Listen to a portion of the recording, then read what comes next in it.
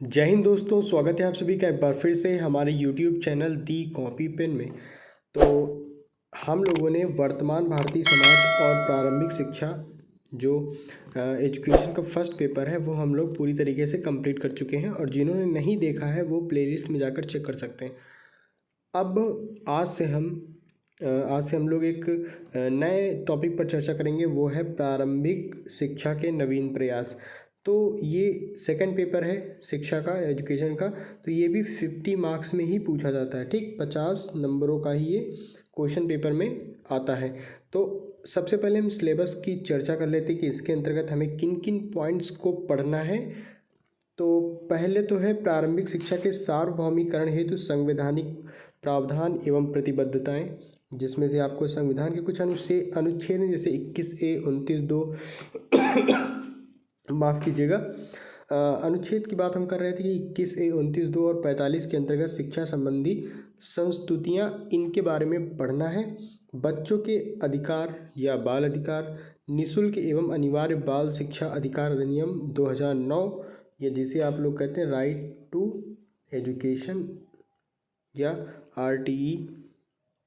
इसके बाद कुछ समितियों के बारे में भी चर्चा करेंगे, जिनमें से प्रारंभिक शिक्षा के संदर्भ में गठित आयोग एवं समितियां, स्वतंत्रता के पूर्व एवं पश्चात की संक्षिप्त जानकारी के बारे में बात करेंगे, लॉर्ड मैकाले की शिक्षा नीति, वुड का घोषणा पत्र, हंटर आयोग, ऑकलैंड एवं कर्जन का योगदान, उसके बाद कोठारी आयोग, फिर राष्ट्रीय शिक्षा नीति 1986 एवं प्रोग्राम ऑफ एक्शन 1992। फिर हम लोग यशपाल समिति के बारे में पढ़ेंगे, और NCF मतलब राष्ट्रीय पाठ्यचर्या की रूपरेखा 2005, शिक्षक शिक्षा हेतु राष्ट्रीय पाठ्यचर्या की रूपरेखा 2009, NCFTE 2009।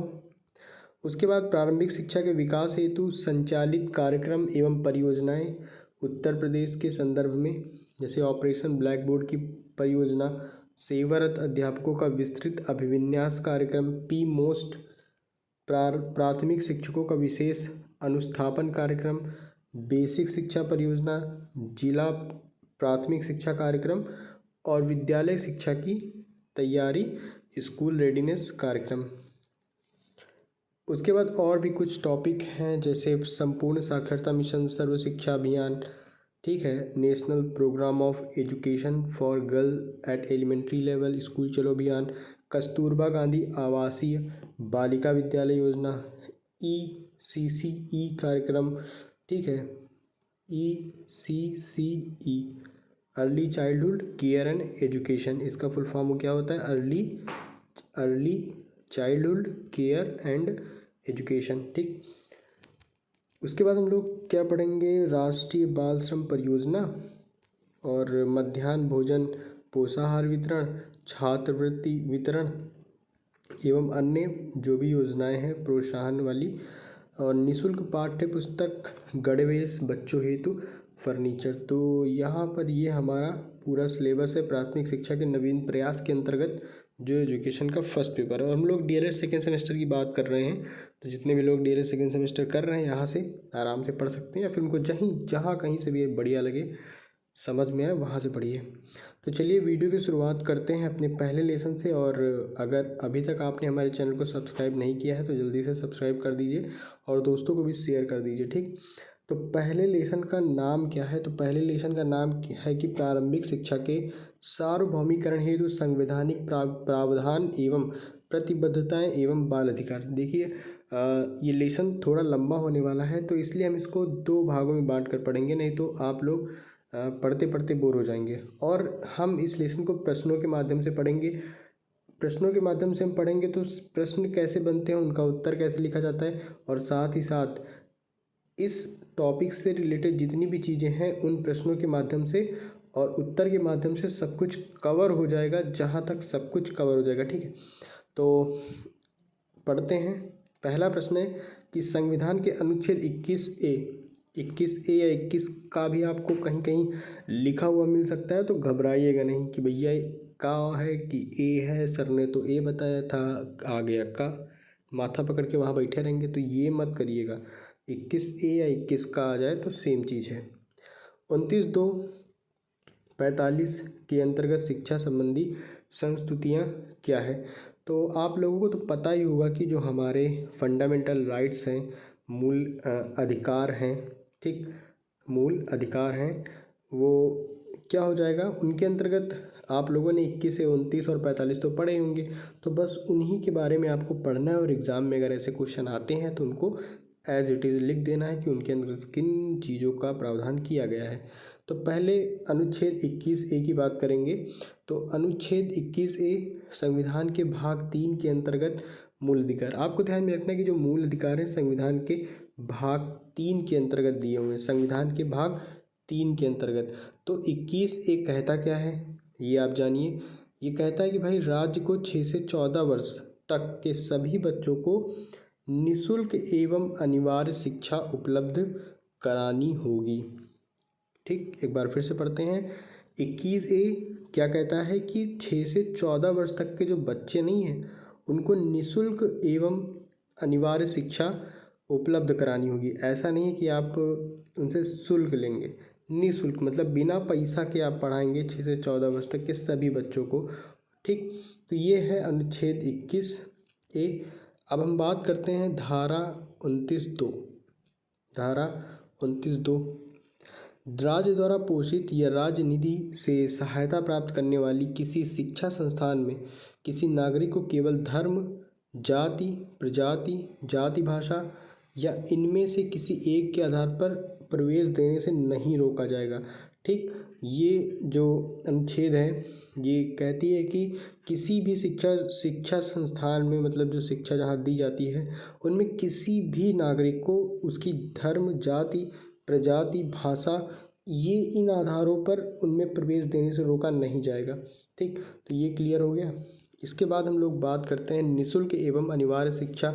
निःशुल्क एवं अनिवार्य शिक्षा धारा 45। धारा 45 देखिए, जो धारा आप लोगों ने 21A पढ़ी है, ठीक, धारा जो 21A पढ़ी है ये जोड़ी गई थी कब, 86वें संविधान संशोधन जो हमारा 86th कॉन्स्टिट्यूशनल अमेंडमेंट हुआ था 2002 में हुआ था। ठीक, इसके जरिए जोड़ी गई थी। लेकिन जो धारा 45 है तो भाई पहले से थी। तो भाई जो वो धारा 45 के बारे में थोड़ा सा जानेंगे। जो राज्य के नीति निर्देशक तत्व होते हैं जिनको आप लोग DPSP कहते हैं, ठीक, ये अंग्रेजी में है। राज्य के नीति निर्देशक तत्व के अंतर्गत ही आता है धारा 45। और राज्य के जो नीति निर्देशक तत्व होते हैं वो क्या होते हैं कि भाई उनमें जो बातें कही गई होती हैं वो ज़रूरी नहीं है कि जो राज्य है उनको फॉलो ही करे। ठीक, ज़रूरी नहीं कि जो राज्य होता है उनको फॉलो ही करे, वो उसकी इच्छा पर डिपेंड करता है। लेकिन जब सरकार ने सोचा होगा कि धारा 45 के अंतर्गत भी निःशुल्क शिक्षा है तो राज्य चाहेगा तो बच्चों के लिए ऐसी शिक्षा उपलब्ध कराएगा, नहीं चाहेगा तो नहीं कराएगा। तो सरकार ने क्या किया कि भाई शिक्षा जो ये 6 से 14 वर्ष तक के बच्चों को के लिए निःशुल्क एवं अनिवार्य शिक्षा का प्रावधान है, ये हम उनको एक मूल अधिकार दे दिया। अब जब मूल अधिकार दे दिया तो कोई भी राज्य इस चीज़ से मना नहीं कर सकता था। ठीक, वो उसको करना ही था, 6 से 14 वर्ष तक के बच्चों के लिए निःशुल्क एवं अनिवार्य शिक्षा का प्रावधान करना ही था। ठीक, तो यहाँ पे उसमें भी वही है, इसमें भी वही है, बस अंतर इतना है कि वो अधिकार हो गए हैं, मूल अधिकार, जिनको सरकार मतलब सरकार उसको करेगी ही करेगी। तो धारा 45 भी वही है। ठीक है, अब राज्य के इसको भी देख लेते हैं। ठीक, कि राज्य के संविधान के लागू होने के समय से 10 वर्ष के अंतर्गत सभी बच्चों के लिए जब तक कि वे 14 वर्ष के नहीं हो जाते निःशुल्क एवं अनिवार्य शिक्षा प्रदान करने का प्रयास करेगा। तो ये जो क्वेश्चन है 21 से 29, 2 और 45, आई होप ये आपको क्लियर हो गया होगा और ये आपको समझ में भी आया होगा। अब अगले प्रश्न की बात करते हैं। अगला प्रश्न है कि शिक्षा के सार्वभौमिकरण से क्या तात्पर्य है। ठीक, शिक्षा के शिक्षा के सार्वभौमिकरण से क्या तात्पर्य है। तो लोकतंत्र में जाति, धर्म का, रंग भेद या स्तर आदि का भेदभाव किए बिना सभी को अपने व्यक्तित्व का पूर्ण विकास करने के लिए समान अवसर प्रदान किए जाने चाहिए। इस बात को ध्यान में रखकर संविधान की धारा 29(2) में सार्वभौमिक शिक्षा की व्यवस्था की गई है। धारा 29(2) में कहा गया है कि राज्य सरकार द्वारा संचालित या सहायता प्राप्त किसी भी शिक्षा संस्थान में किसी भी व्यक्ति को जाति, धर्म, रंग या भाषा के आधार पर प्रवेश देने से मना नहीं किया जाएगा। तो सार्वभौमिक जो प्रश्न है कि सार्वभौमिकरण, तो सार्वभौमिक शिक्षा के सार्वभौमिकरण का मतलब यही है कि हर एक व्यक्ति को जो पढ़ना चाहता है, ठीक, उसको शिक्षण संस्थानों में बिना किसी भेदभाव का, फिर वो चाहे किसी भी धर्म का हो, किसी भी जाति का हो, कोई भी रंग का हो या कोई भी भाषा बोलता हो, इनके आधार पर उसको प्रवेश देने से मना नहीं कर सकते। तो ये है कि शिक्षा में सार्वभौमिकरण, और इससे ये होगा कि भाई सभी लोगों को पढ़ने का मौका मिलेगा, सभी लोगों के व्यक्तित्व का विकास होगा शिक्षा के द्वारा। अगला प्रश्न है कि क्या देश के प्रत्येक बच्चे को प्रारंभिक शिक्षा प्राप्त करने का अधिकार है? इसके लिए कौन कौन से संवैधानिक प्रावधान किए गए हैं? तो देखिए कितना आसान क्वेश्चन है। तो आप सबको ही पता है कि पॉजिटिव ही आंसर होगा कि भाई प्रत्येक देश के जो प्रत्येक बच्चा है, देश का प्रत्येक बच्चा है, उसको प्रारंभिक शिक्षा प्राप्त करने का भाई अधिकार है, ठीक। और कौन कौन से संवैधानिक प्रावधान, यह भी आप लोगों ने ऊपर पढ़ भी लिया है, 21 से पढ़ा है, 45 पढ़ा है ना, तो बस वही है। देखते हैं लिखा क्या है। बच्चा देश का भविष्य, आप सबको पता है कि जो बच्चे होते हैं वो देश के भविष्य होते हैं, उन्हीं के विकास पर देश का विकास निर्भर होता है, क्योंकि आगे चलकर वही बच्चे बड़े होते हैं और देश के संचालन में अपनी स्थिति को सुनिश्चित करते हैं। अतः बच्चों के विकास हेतु शिक्षा की उचित व्यवस्था कराना एक अति आवश्यक शर्त है। प्रत्येक बच्चे को शिक्षा प्राप्त करना उसका जन्मसिद्ध अधिकार है। इसी तथ्य को ध्यान में रखते हुए संविधान की धारा 45 में स्पष्ट रूप से कहा गया है कि सरकार संविधान लागू होने के 10 वर्ष के भीतर 6 से 14 वर्ष आयु वर्ग के प्रत्येक बालक या बालिका के लिए अनिवार्य व निःशुल्क शिक्षा की व्यवस्था करेगा। ठीक, आसान था प्रश्न और उत्तर भी उतना ही आसान। आगे हम लोग बात करेंगे कि बच्चों के अधिकारों के संदर्भ में या संबंध में मुख्य प्रावधानों का उल्लेख कीजिए। तो यूनाइटेड नेशन ऑर्गेनाइजेशन, संयुक्त राष्ट्र संघ ने मानव अधिकारों की सार्वजनिक घोषणा में 10 दिसंबर 1950 को सभी देशों को याद दिलाया कि प्रत्येक बालक बालिका को शिक्षा प्राप्त करने का अधिकार है तथा शिक्षा को प्रारंभिक स्तर पर निःशुल्क होना चाहिए। कैसा होना चाहिए? निःशुल्क होना चाहिए। अब बच्चों के अधिकार की बात करते हैं, चाइल्ड्स राइट की बात करते हैं। तो हम जानते हैं कि बालक तथा बालिकाएं ही प्रत्येक देश का भविष्य होते हैं। अब ऐसा नहीं है कि सिर्फ बॉयज़ ही होते हैं देश का भविष्य, बिल्कुल भी नहीं है। ठीक, आपको लैंगिक पक्षपात करना ही नहीं है, बालक तथा बालिकाएं दोनों ही होते हैं प्रत्येक राष्ट्र का भविष्य। किंतु वर्तमान युग में अनेक राष्ट्र तथा समाज ऐसे हैं जो कि इस बाल वर्ग के प्रति उदासीन हैं। उन्हें भविष्य का उच्च नागरिक बनाना तो दूर, उन्हें प्राथमिक शिक्षा भी प्रदान नहीं कराई जा रही है। इसके अतिरिक्त इस बाल वर्ग को विभिन्न कारणों से शोषित किया जाता है। हम उपरोक्त शीर्षक के अंतर्गत, मतलब ये जो शीर्षक है बच्चों के अधिकार, इसके अंतर्गत इसी वर्ग की समस्याओं तथा उनके निवारण से संबंधित विभिन्न विधियों का वर्णन करेंगे और नीचे कुछ विधियां हैं वही हम लोग पढ़ने वाले हैं। सन 1948 में मानवाधिकारों के घोषणा पत्र के अनुसार अनुच्छेद 25 में माँ और बच्चे के विशेष संरक्षण और सहायता की ओर ध्यान दिया गया, जिसे 20 नवंबर 1989 को पारित किया गया, जिसका अनुसमर्थन भारत सहित 191 देशों ने किया। इस प्रस्ताव के 54 अनुच्छेद हैं। इस प्रस्ताव में कितने हैं? 54। बच्चों से तात्पर्य 18 वर्ष से कम उम्र का मानव है। बच्चों को सभी मानव अधिकार दिए गए। इस घोषणा के अनुसार उनकी बुनियादी आवश्यकताएं पोषण, शिक्षा, स्वास्थ्य आदि, जीने का अधिकार, विकास का अधिकार, सुरक्षा का अधिकार और सहभागिता का अधिकार प्रत्येक सरकार को पूरे करने होंगे। बालकों के श्रम का प्रतिषेध एवं उनको प्रदत्त संवैधानिक प्रत्याभूति के रूप में संविधान के अनुच्छेद 14, 16 और 15 में 14, 15, 3, ठीक, 21, 24, 39 अंगा एवं 39 चा 41, 45 एवं 46 विशेष महत्वपूर्ण है। ठीक, तो ये अनुच्छेदों की चर्चा है और बाल अधिकारों के अंतर्गत आप लोगों ने पढ़ा। इजी है, एक दो बार पढ़ेंगे तो खुद ही समझ जाएंगे। बालकों के अधिकारों का संरक्षण 1942 में अंतर्राष्ट्रीय स्तर पर विकास संयुक्त राष्ट्र के तत्वावधान में प्रारंभ होता है। तत्कालीन समय में शिशुओं के अधिकार को जिनेवा घोषणा पत्र में अंगीकार किया गया। इससे घोषणा पत्र ने आशा की कि बालकों की देखभाल की विशेष आवश्यकता है, अतः इसे दृष्टिगत रखते हुए विश्व के विभिन्न राष्ट्र इसमें अपना सहयोग प्रदान करेंगे।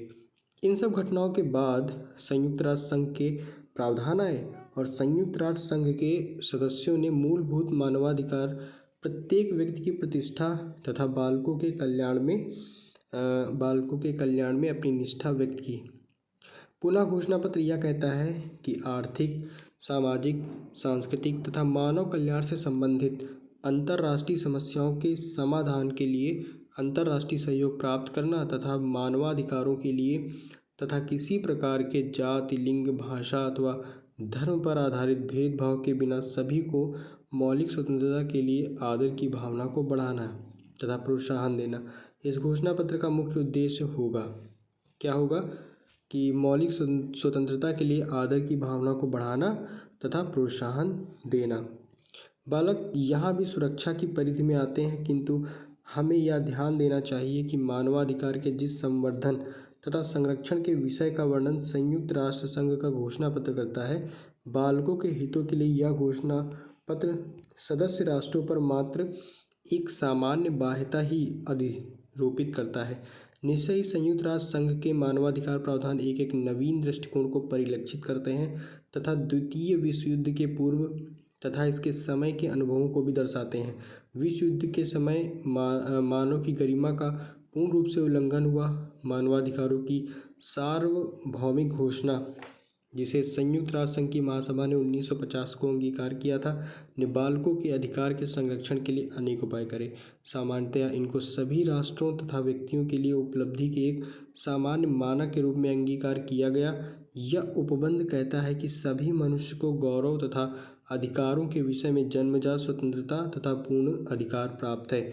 यह घोषणा पुनः यह प्रावधान करती है कि प्रत्येक व्यक्ति को इस घोषणा में सम्मिलित सभी अधिकारों तथा स्वतंत्रता की प्राप्ति हो सके। इस विषय में जाति, वर्ण, भाषा, धर्म, राजनीति तथा अन्य विचार प्रणाली किसी राष्ट्र अथवा समाज विशेष में जन संबंधित अथवा किसी प्रकार अन्य मर्यादा आदि के कारण भेदभाव पर विचार नहीं कराया जाएगा। तो ये तो भाई बड़ा था, इसमें आपको पूरा एक तरफ से रटना बिल्कुल भी नहीं है। इस पैराग्राफ को 2-3 बार पढ़ लेना है, तो सब थोड़ा सा जो भी आपको समझ में आया ठीक है। क्वेश्चन हर बार नहीं बने हैं यहाँ से, तो उसमें चांसेस नहीं है, लेकिन पढ़ना ज़रूरी है कि अगर आ भी जाए तो आप कम से कम एक पेज तो लिख ही सकें। अगले प्रश्न की बात करते हैं कि संयुक्त राष्ट्र संघ द्वारा घोषित बच्चों के अधिकारों का वर्णन कीजिए, या बाल अधिकार कब और किसने निर्धारित किया, और ये आए हुए क्वेश्चन है। तो संयुक्त राष्ट्र संघ ने बालकों के अधिकारों की घोषणा 10 दिसंबर 1950, डेट याद रखिएगा, 10 दिसंबर 1950 में की, और इस घोषणा का मूल उद्देश्य विश्व के समस्त बालकों हेतु मूलभूत मानवीय अधिकारों को सुनिश्चित करना था। भारत सरकार ने इस घोषणा को 11 दिसंबर 1992 को स्वीकार किया। अब यहाँ पे कुछ बिंदु हैं, उनकी बात करेंगे जो इसके अंतर्गत आते हैं। तो देखिए, बच्चों को जन्म के तुरंत बाद पंजीकरण तथा राष्ट्रीयता प्राप्त करने का अधिकार। नंबर 2, बच्चों को अपनी राष्ट्रीयता, नाम, पारिवारिक नाम बनाए रखने का अधिकार। बच्चों के माता पिता की इच्छा के विरुद्ध अलग न करना। माता पिता अथवा परिवार से पुनः एकीकरण और संबंध बनाए रखने का अधिकार। बच्चों के अपहरण, क्रय विक्रय एवं व्यापार को रोकने के लिए राष्ट्र द्वारा कानून बनाना। यदि माता पिता अथवा उनके लिए रखे गए उत्तरदायी व्यक्ति बच्चे के साथ दुर्व्यवहार करते हैं तो राष्ट्र उन्हें संरक्षण देगा। 7वां पॉइंट है कि बच्चों को नशीले द्रव्यों का प्रयोग करने से रोकना। जहां गोद लेने की मान्यता है वहां बच्चे के हित को ध्यान में रखना। भारत भारणार्थी बच्चों को संरक्षण प्रदान कराना, बच्चों को आर्थिक शोषण, खतरनाक कार्य तथा शारीरिक, मानसिक, नैतिक अथवा आत्मिक दृष्टि से होने से बचाना, लैंगिक शोषण से बचाना, सशस्त्र संघर्ष या युद्ध में 15 वर्ष से कम आयु के बच्चों के भाग लेने पर सेना में भर्ती होने का निषेध। इसके बाद है शिक्षा के अधिकार अधिनियम के मुख्य बिंदु बताइए या main points of right to education act. तो ये हम लोग कल इसकी चर्चा आने वाले कल क्या अगर हो सकेगा तो इसके बाद ही वीडियो आ जाएगी। ठीक, बाकी आज के वीडियो में हम सब इतना ही रखेंगे, नहीं वीडियो बहुत लंबी हो जाएगी और आप लोग हो जाएंगे बोर, तो फिर पढ़ने में भी मज़ा नहीं आएगा। इसलिए अभी फ़िलहाल इतना ही पढ़िए, बाकी इसके अगली वीडियो में हम इस लेसन को पूरी तरीके से ख़त्म करके अगले लेसन की बात करेंगे। ठीक, तो वीडियो में अंत तक बने रहने के लिए आपका बहुत बहुत धन्यवाद। और अगर आप हमारे चैनल पर नए हैं तो प्लीज़ चैनल को सब्सक्राइब करिए, लाइक करिए और दोस्तों को भी शेयर करिए।